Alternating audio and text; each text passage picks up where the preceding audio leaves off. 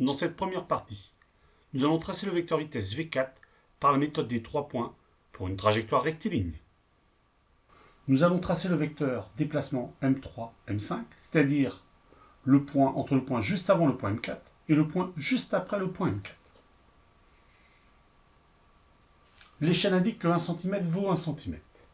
C'est-à-dire que les distances mesurées ici seront les distances réelles. Le vecteur déplacement M3, M5, ici, a une distance de 2,6 cm.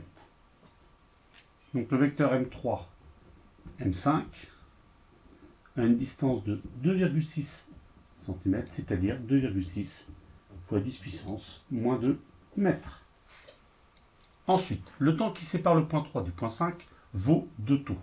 En effet, pour aller du point 3 au point 4, il faut le temps taux, 60 millisecondes. Puis pour aller du point 4 au point 5, il faut également le temps taux, 60 millisecondes.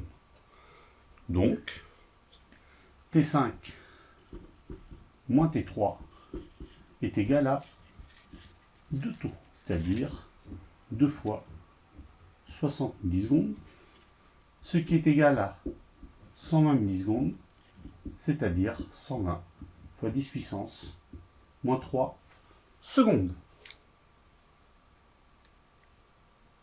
Pour calculer la valeur du vecteur vitesse V4, on va faire le rapport de la distance parcourue, M3, M5, divisé par le temps de parcours, T3 moins T5, qui vaut 2 taux. M3, M5 vaut 2,6 10 moins 2 mètres, divisé par 2 taux, c'est-à-dire 120 10 moins 3 secondes. Ce qui donne une valeur de 0,22 mètres par seconde. Maintenant, nous allons tracer le vecteur V4 en respectant l'échelle imposée, c'est-à-dire 1 cm qui vaut 0,10 mètres par seconde. Pour cela, on va faire un tableau de proportionnalité. On va mettre ici vitesse, et là on va mettre la taille sur le schéma. D'après les références ici, on a 0,10 mètres par seconde qui donne 1 cm sur le schéma. Or, nous venons de calculer la valeur de V4 qui vaut 0,22 mètres par seconde. Donc, pour trouver la taille du vecteur vitesse sur le schéma, on va faire le produit en croix suivant, c'est-à-dire 0,22 fois 1 divisé par 0,10, ce qui nous donne une distance de 2,2 cm.